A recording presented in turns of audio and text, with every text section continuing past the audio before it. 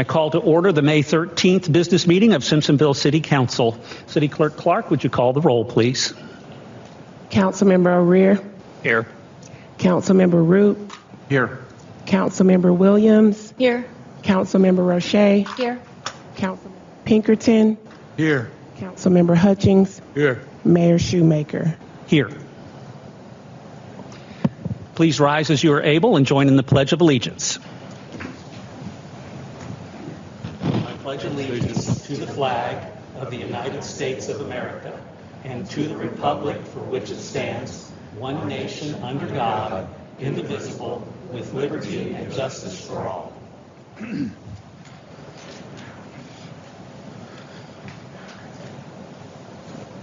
Item 4. Each member of council has received a copy of the minutes from April the 8th, 2025. Are there any corrections to the minutes? Hearing none, the minutes will stand approved as written. Item 5, citizen comments. Our first commenter and only commenter this evening is Rod Folk.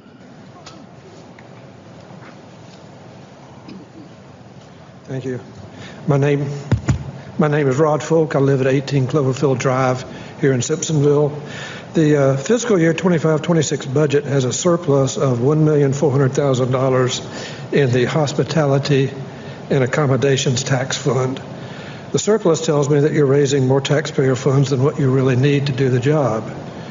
Why take more money out of our pockets than what's needed? Therefore, I have a couple of suggestions to fix this. First option is simply reduce the tax rate to match the amount of money that the city needs to meet the objectives of the fund. Second option would be to declare some kind of a tax holiday long enough to absorb the surplus. Now, this is not the first year that this account has had a surplus. The document budget that I've seen doesn't show a beginning or ending balance with the carry forward from year to year. So I really can't tell what happens to the surplus. I would ask that you make sure that you, City Council, has a clear understanding of what does happen to surplus funds in this account. Another item, last year I recall something about funds were transferred from an account to increase citizen involvement to build the Simpsonville webpage. The webpage has been built. But from my perspective, we really don't have a lot of citizen participation unless it's something here that's really in my backyard kind of thing. I'd like to have some kind of funding or some kind of action taken to increase citizen involvement at all levels in the government. That's all. Thank you. Thank you, Mr. Folk.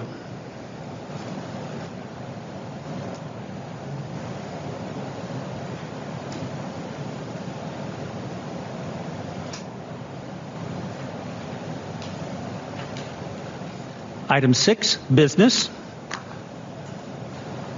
6A, second reading of Z-2025-01, proposed rezoning of properties at 101, 103, and 16333 East College Street.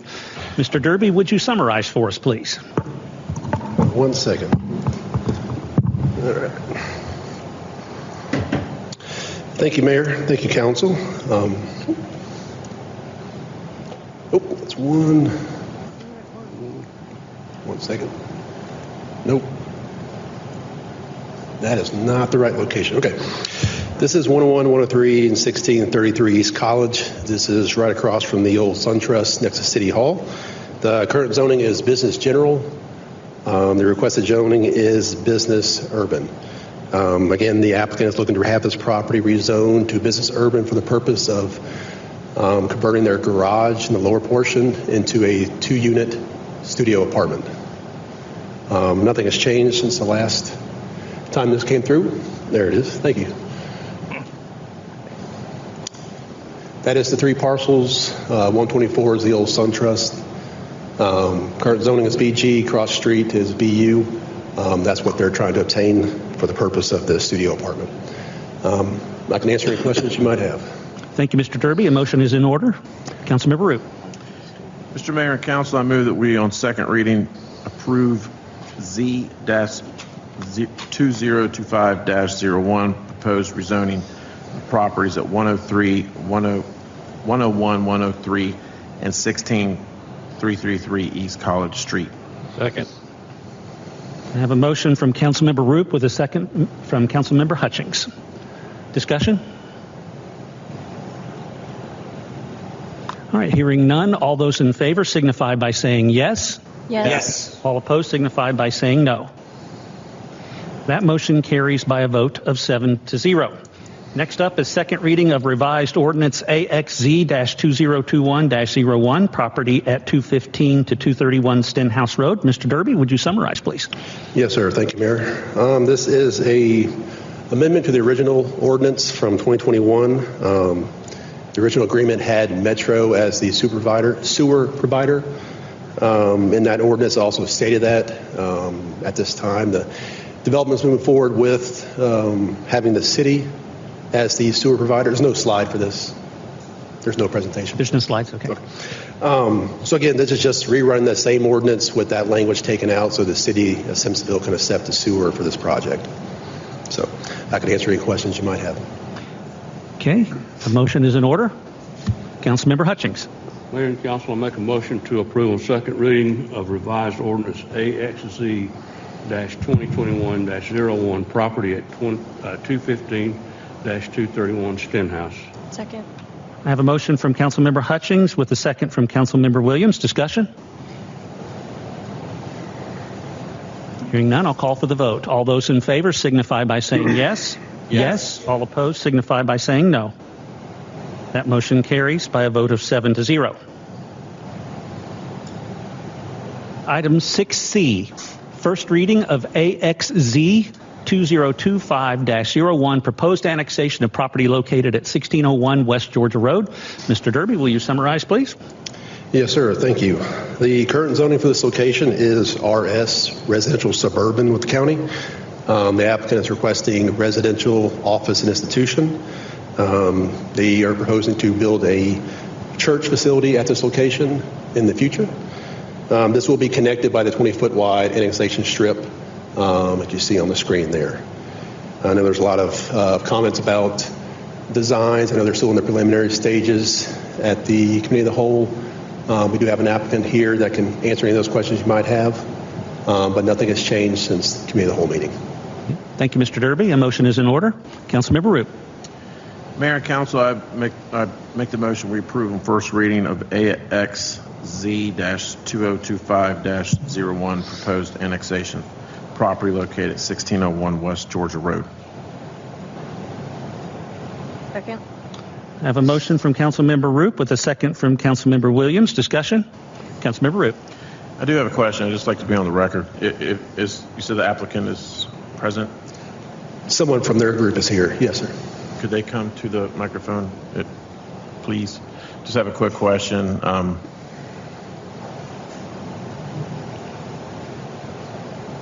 Appreciate it. Sorry. How do you represent the church, sir? I'm Bracy Hunt, Director of Finance of the church. Okay. And this is Isaiah Dunlap, our architect. Okay. I don't really have a question on the church per se, and I'll still be on record from last time about not being concerned with traffic on Sundays. However, I just want to be clear. Is there any plans or talk at this point the church is going to add a child development center or any kind of daycare center on this property? Not at this time, no. Okay, that's all. Thank you. Wait, follow-up question. What does not at this time mean? That hasn't come up in discussion. I actually talked with my pastor today, and we talked some, and that came up, and just the requirements for child development and nursery, that's not some hoops we're looking to jump through. Okay. So, I did hear it out there. I just want to be clear. That does change the dynamic of traffic in the Absolutely. day. So as long as that's not on the original plans, what does kind of frighten me, if that does come up, it doesn't come before council. Once we release this, we can't revote that down. Correct, Mr. Derby? It won't rezone. So I want to be sure that, I know you can't tell the future in 2 and 3 years, but at this point, that isn't part of a short-term plan as far as in a couple of years. Absolutely not. Okay, thank you. Councilmember Roche. Question for Mr. Derby. What is the goal, the objective, and the benefit to that 20-foot strip? Why are we annexing? What's the need? To be annexed, they have to be contiguous. So by that person allowing that 20 foot to go through their property, it's continuing the connection from what is the city boundaries to this property. Otherwise, you'd be creating, in essence, a donut hole of a property not connected. Thank you. Councilmember Pinkerton. Similar question, but not really a question. I have a concern about the way we're shoestringing ourselves to annex this property. You can kind of see it on the top of the screen. It's this property you're annexing into is actually a shoestring from across the road. I know it's acceptable to do that. I've looked into the state codes, and I'm sure we've probably done it somewhere else in the city. But going in past discussions where there's been many concerns about the fact that we don't have enough room to grow, this just expands that, because the properties next to it could be annexed in very easily. So here again, it may be legal to strip your way around the county to annex into the city. I'm just not in favor of that. Councilmember Hutchings. I also have some issues with the shoestring method of annexation here. Is there a definitive shoestring length that we can determine that we could do to annex a property like this? Or is there a maximum, minimum, maximum kind of thing that you could go from one property to another? Not that I'm aware of. I mean, if you get permission from the landowners, I guess you can continue on further down. I don't see why the benefit of that, or being smart growth to do that, to continue on a random shoestring, but there's no set that I'm aware of limit. And was this shoestring initiated by the city or by the property owner? By the property owner or the applicant. When someone presents us a petition to annex, we make sure they are contiguous. If they're not, we advise them the path to take to obtain that, and that's on them to make those connections with those property owners. The only portion that we get involved in is explaining to that property owner that their taxes, no services will be provided to that property that has that 20-foot stretch. Well, I have no objections to the church aspect of this, but I do have some concern about the shoestring, and I've got quite a few emails and text messages from constituents who also are concerned about it. I just don't want to see us start shoestringing our way around the county. So at this point, I can't support this for that reason. Councilmember Pinkerton. Just to be clear, in the last meeting when we discussed this, I asked a very similar question, and maybe I heard you wrong. I thought that the city brought this annexation strip into play for the developer. We explain to them the process, we provide them the petition for them to sign, and then if need be, we sit down with that property owner to kind of explain what's taking place, to rest assured any issues they might have. Because a lot of times people think we're annexing their property, the whole property, and that's not the case. They want to be assured that their property taxes aren't going to increase, what services are provided. And those times we show other places that we have done this 20-foot, and we show the property record has not changed, to kind of indicate that this won't affect their property financially. And also, this is a smaller one than the earlier, the one up north of this, but what if the property owner that owns the property with the strip decides to sell his property, and the new property owner doesn't want a citywide annexing strip in his property? It runs with the land, unless he wants to try the process of unpetitioning or unannexing the property, but I'm not aware of it. Could he do that? It's extremely difficult to do that. You have to have a public referendum to de-annex property. It's almost impossible. Okay. I know you can do it by law. I looked it up, but I have a real problem with annexing into the county with this shoestring effect. Councilmember O'Rear. As always, thanks for seeing me last week when I dropped by to ask a couple questions about this. One thing concerned me last meeting was really, and not to be flippant, this is a fantasy line practically, and there is no limit to the fantasy line. So when you said we try to make sure things are contiguous, it looks like you've got an unlimited ability to do that at this point, where you just draw a line from, say, this building, to Fountain Inn city limits to annex. And that's concerning because once you do that for one, you kind of have to do it for all. And I think you, and I don't want to put words in your mouth, I think we have 4 or 5 shoestrings right now. This would be number 5 or 6.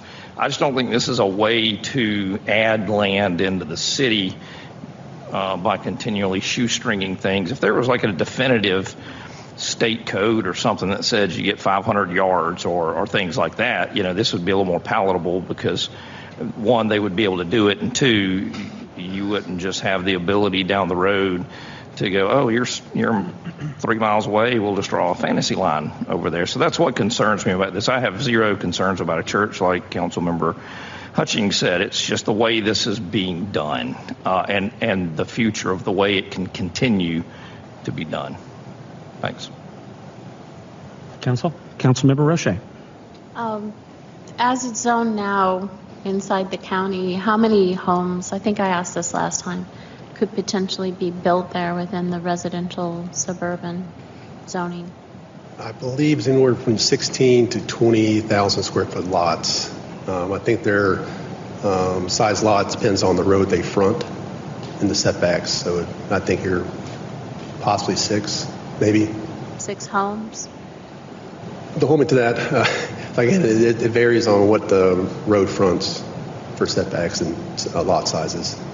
I've struggled with that because we received, at least I did, I can't speak for the rest of the council, a petition from the neighboring community across the street begging us not to approve this because of traffic. But even as it is, only 6 homes could be put there.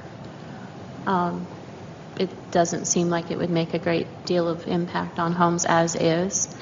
And the church would increase traffic when they have services, which I believe it was established only on Sundays. Wednesday. And Wednesday, maybe?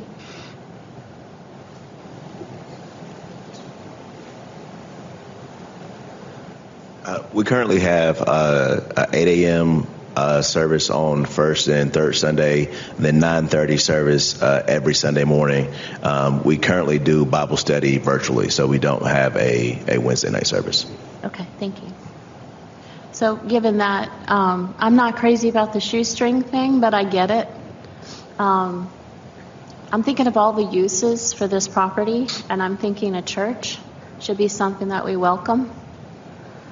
So I've gone back and forth with this, but something's going to be built there.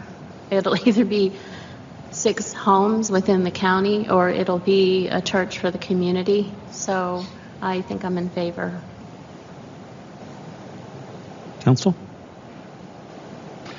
Councilmember Pinkerton, in your first comments, did I interpret what you said correctly, that you're opposed to annexation in general? No, I didn't say that. Okay. Any further comments from council? All right then. On the motion to approve first reading of AXZ-2025-01, proposed annexation of property located at 1601 West Georgia Road, all those in favor signify by saying yes. Yes. All opposed signify by saying no. No. 3, I think. Was it 4-3? I think so. Do you have who voted which way, Clerk Clark? No. From Councilmember O'Rear. No. Councilmember Root. Yes. Councilmember Williams. Yes. Councilmember Roche. Yes. Councilmember Pinkerton. No. Councilmember Hutchings. No. Mayor Shoemaker. Yes. That vote carries by 4-3. Thank you to our applicants.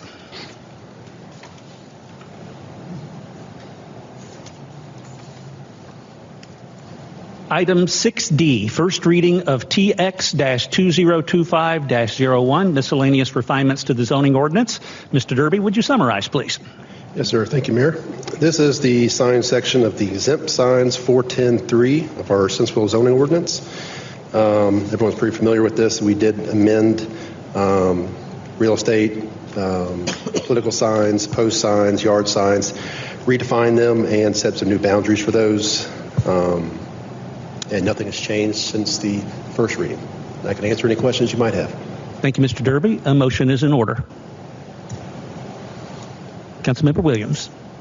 Council, I move to approve the first reading of TX-2025-01, miscellaneous refinements to the zoning ordinance. Second.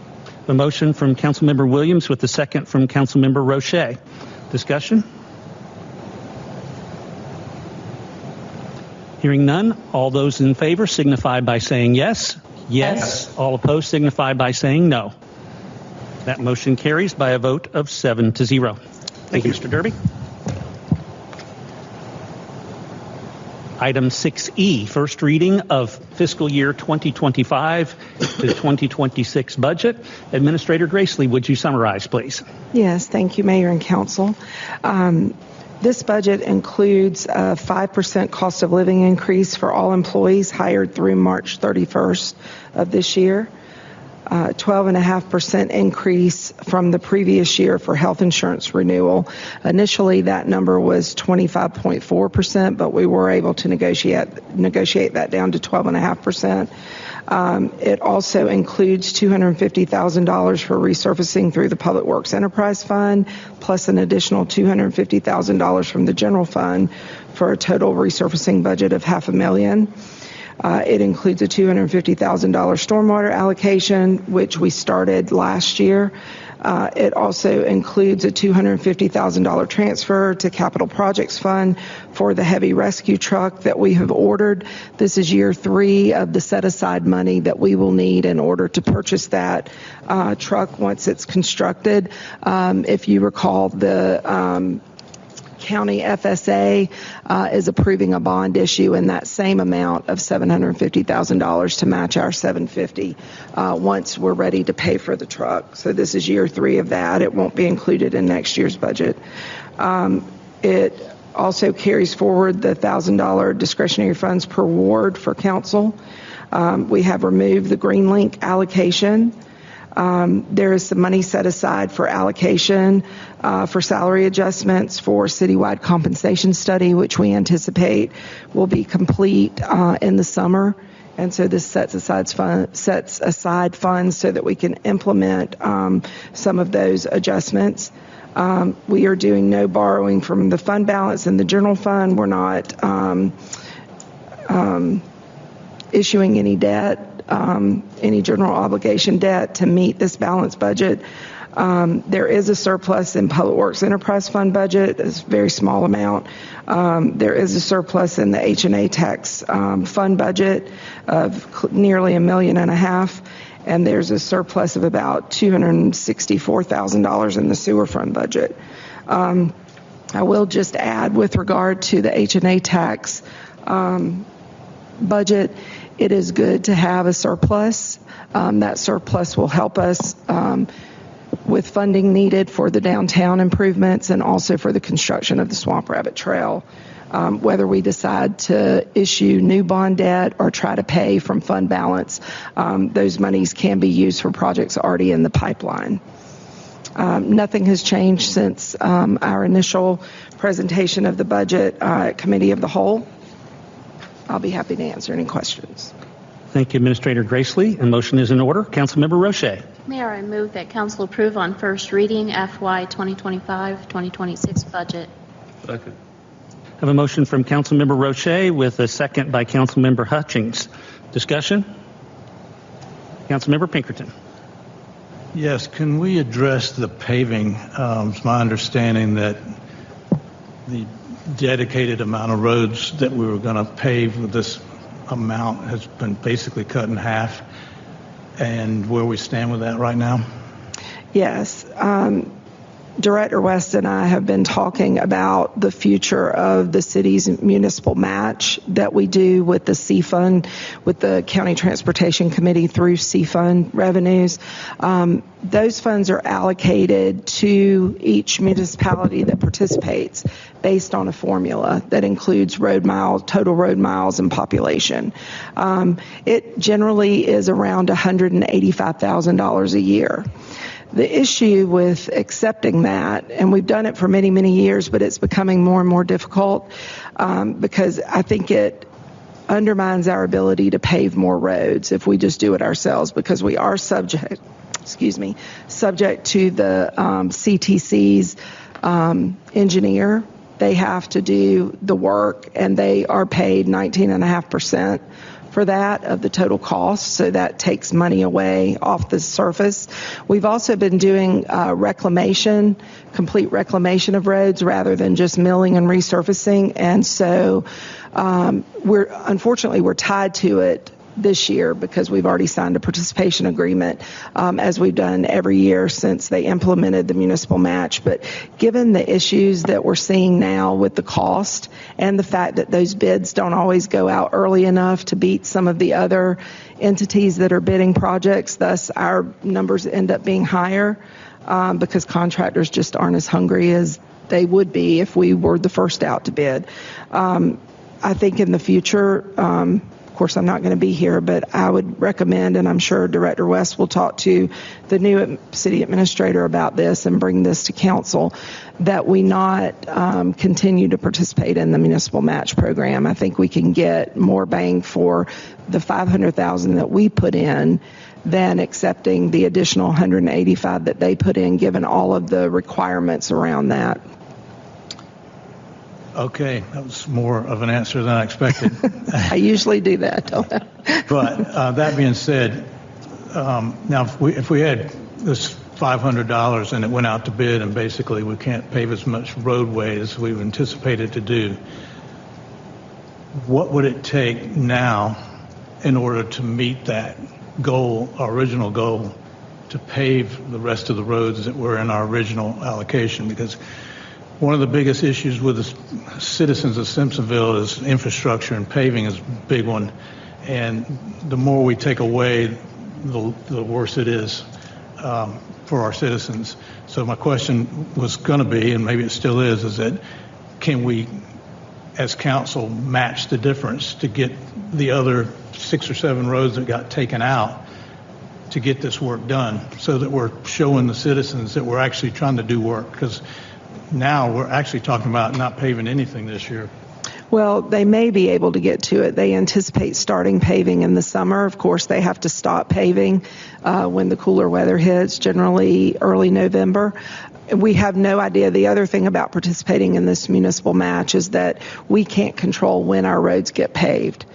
We hope that these roads get paved in this calendar year, but as we saw last year, the 2023 roads, there was no paving in 2023. It got doubled up in 2024, and there's a possibility that could happen again this year, that we wouldn't see our paving done until the weather warms up in early 26, March or April of 26, because they're doing this for the county and for every municipality, and we can't control the order in which we pave roads. Like I said, my suggestion would be that perhaps council consider next year not participating in that municipal match and maybe putting more of our local funds into the resurfacing program and let our own part-time city engineer handle putting those quantities together and putting the bid documents together and then doing it ourselves and not participating in that overall program. Okay, I agree. That's something that we should look into. I Thank you. think definitely, yes. Just to comment on CTC, the blame doesn't lie entirely at their feet, but we approved 4 years ago the downtown revitalization project, and like I say, there are other people who are involved in this, but it should have been done 2 years ago, and it's not even started yet, and a lot of the delay has come out of CTC. So I share the frustration with CTC, and I would totally support moving away from utilizing CTC. So, Councilmember O'Rear. Just one quick question for Administrator Gracely. The one thing I hear a lot about is getting those planters up. And I know we've talked in the past about it should have already been done. Is there any update at all on getting the planters up on Main Street? The medians on Main Street, yes. Actually, we have talked with DOT, and they are going to remove 2 of those medians. They would have done that by now, but they've been trying to get caught up on the debris removal. But our last conversation with them was a couple of weeks ago, and the work order is in for them to remove the one on Northeast Main and the one in front of the old City Hall. Yeah, between Curtis and College, I heard those two were coming up. Yes, they are. Yeah, that could make a nice little... I think it will help. That would help a lot. It'll at least be something toward the traffic realignment. Yes, thank you. Councilmember Roche. I agree with Mr. Pinkerton. I think that the paving is most important to the citizens we represent. If anything should be pulled, it should come from somewhere else. I know I have roads in my neighborhood that are cracking and need to be relined. And I'm not even sure how to direct this question. If we have a surplus in areas, if we have enough in the general fund to just go ahead and add those others back in, can that be done? Council could choose to do that from fund balance, but I will caution you that this municipal complex project did spend down $10 million of fund balance.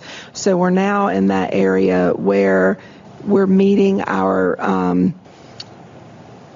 proposed 30 to 40% rainy day fund, which we do need to have because, you know, what we learned a few years ago when everything shut down was that you need those funds. You never know what's going to happen. And if we pull those funds out of fund balance, then we don't have them for the rainy day.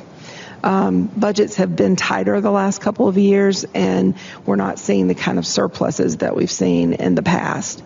Our revenue projections have been closer to the conservative revenue projections that we do, and we've not seen a lot of extra revenues. And so that would be my only concern with doing that.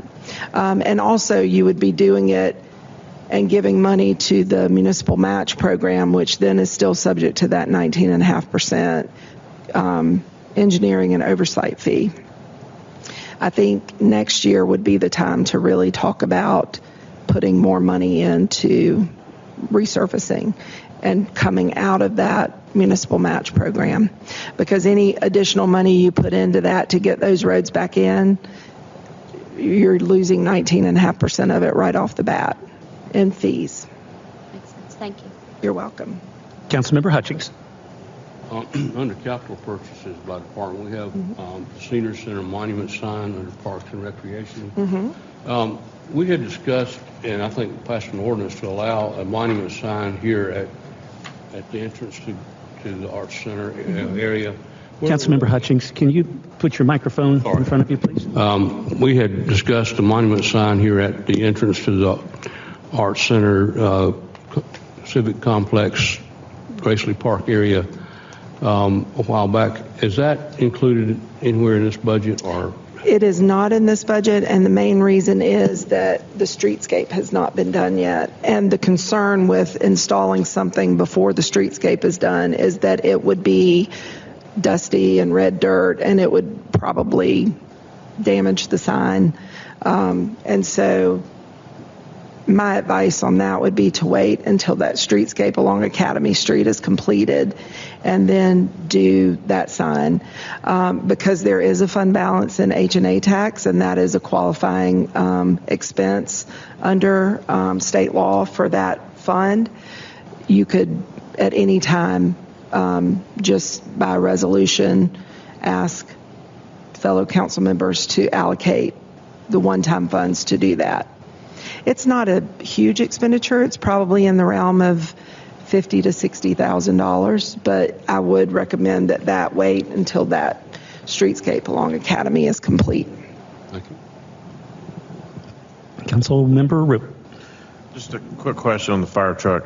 I know this was year 3 of 3. It ended up being $750,000. It's a $1.5 million piece of equipment. Okay. It's the heavy rescue truck. And that is $250,000 we allocated a year. so for the previous 2 budget years and this upcoming budget year, we're allocating $250,000 a year, so that in one budget cycle we wouldn't have to come up with an entire $750,000, and that's been going into the capital projects account, restricted for that use only. Does the county chip in? They will chip in an equal amount of $750,000. They do theirs by bonding. So they checked with me earlier this year, and they will check with the new administrator right after the first of the year on whether or not they need to issue bonds next April to get that $750,000 to pay their share. I did talk to Chief Nichols this morning, and the design is almost complete, and they will go out to the factory for pre-con sometime in the early summer. And then it's about a year to build the truck after that. So we don't anticipate delivery until fall of 26, but the county will issue their bond in the spring when they do all their other bond issues. And they'll send that money to us so that we can hold it for payment of the truck when it's delivered. Okay. And there were 3 police cars? 5. 5 in this budget. Mm-hmm. Okay. And the ones they cycle out, they sell to an auction, I assume? They generally get surplus. And those monies come back into general fund? Mm-hmm. Okay, thank you. You're welcome. Council?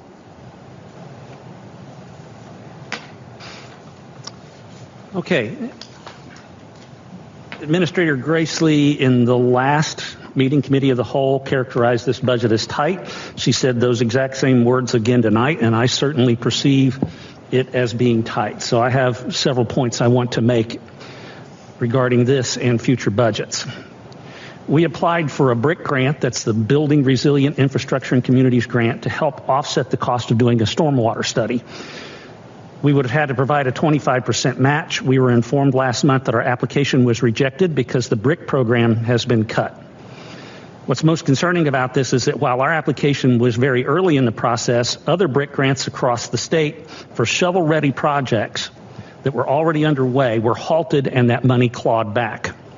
There have also been cuts to the community development block grants, what everyone here knows as CDBG. HUD programs have been cut. These are all funding sources the city has received in the past. Last year, Governor McMaster slashed local project funding by the state. We were directly impacted. This year, Representative Bannister promised us that we would have earmarks to make up for the shortfall on our downtown revitalization, and then led the effort that ended earmarks. The General Assembly considered a $500 million cut in local property taxes, which we could not make up because we cannot do tax increases to make that up because of Act 388. But for now, they've shifted gears to concentrate on an income tax reduction. By the way, they funded that through cutting earmarks. Senator Ross Turner recently told the Simpsonville Future Group meeting that I was at that local taxation is out of control and he wants to implement cuts. Greenville County Council just passed out of their Committee of the Whole a draft budget that would divert millions from the local jurisdictions, meaning the 6 cities and the Greenville County School District. This is a change to the fee in lieu of taxes, FELO, that directs about 30% to the county and the balance to the other local taxing authorities. They are arbitrarily planning to double the percentage they keep. This will have an impact in the hundreds of thousands for Simpsonville. Pain isn't a competition, but for perspective, it's in the millions for other jurisdictions. The worst part is County Councilman McGahee describing the school district as a fat cow.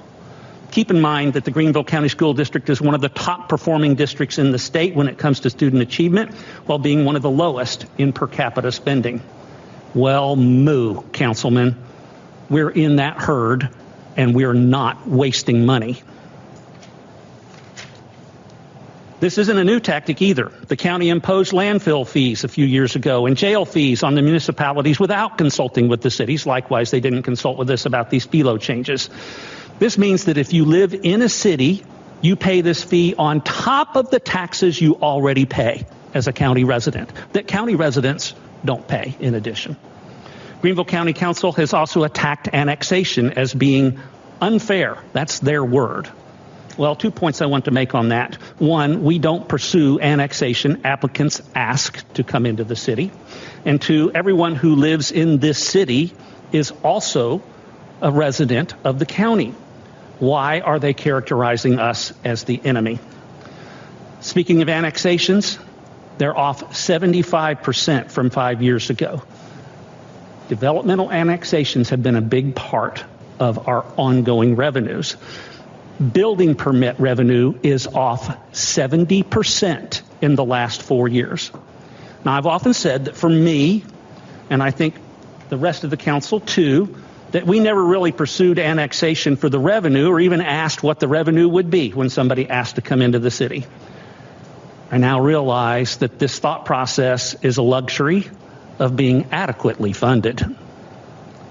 We have a tight budget. Our revenue streams are drying up from the feds, from the state, from the county, and from our own city revenues. We are staring at a potential recession in the face, especially when you consider the largest tax increase in the last 50 years. The whole point of this is my request that council needs to reset its thermostat. The years of having adequate tax revenues are now in question. Nobody on this dais was here in 2008, but we have employees who were. They remember the layoffs that Simpsonville was forced to undertake. Administrator Gracely has pointed out that our biggest expense is people. If our revenues do continue to fall, we will have to consider cutting services. People. Maybe raising taxes, maybe both. I hope I'm wrong. I just want council to consider their set point when it comes to spending. We face a major shortfall when it comes to the downtown revitalization due to inflation. Borrowing more money has been suggested. I just want to be clear that I'm now opposed to that because I'm worried about our future ability to pay the note. Taking money out of the general fund has been suggested for making up the loss on the BRIC grant for doing a stormwater study. Now I'm concerned about spending any money on a stormwater study. Malden just got the results of their stormwater study, which cost hundreds of thousands of dollars to do, by the way. And they came up with a list of projects well over $20 million. That's how much our annual budget is. Administrator Gracely is working on 2 FEMA 404 grants that would go towards fixing 2 flooding issues in Poinsettia. If we are lucky enough to be approved for these grants and the administration doesn't cut this funding, we will need matching funds for those grants. We'll also need matching funds for the FEMA 406 grant for Hurricane Helene repairs. Taking that into account, council, I move to shift the $250,000 budgeted for stormwater into the capital projects budget to be used for matching funds for FEMA grants. Hearing no second, that subsidiary motion dies. Any further discussion? I'll call for the vote. Item 6E. All those in favor of approving on first reading the fiscal year 2025 and 2026 budget signify by saying yes. Yes. Opposed signify by saying no. No. That motion carries by a vote of 6-1. Item 7, executive session. This is to request legal advice from the city attorney related to the sale of city-owned property. Go on to that. So is there a motion to go into executive session? Councilmember Pinkerton. I move that we move to executive session to discuss items related to the sale of city-owned property. Second. Motion from Councilmember Pinkerton with a second from Councilmember O'Rear. All those in favor signify by saying yes. Yes. Yes. All opposed signify by saying no. That motion carries by a vote of 7-0. No action will be taken in executive session except to adjourn or to return to public session. City Council will not commit the city to any course of action in executive session. City Council has voted to enter into executive session as allowed under South Carolina Code 30-4-70, paragraph A, subparagraph 2, for the purpose of requesting legal advice from the city attorney related to the sale of city-owned property. We're now in executive session. Council has returned from executive session, and at this time we will take action on items discussed in executive session. The motion is in order. Mayor, I move that council direct the city administrator to have the 2021 appraisal for the former City Hall property updated and a copy of that provided to council. Second. I have a motion from Councilmember Roche with a second from Councilmember Pinkerton. Discussion? Hearing none, I'll call for the vote. All those in favor signify by saying yes. Yes. All opposed signify by saying no. No. That motion carries by a vote of 6-1. If there are no objections, council will stand adjourned.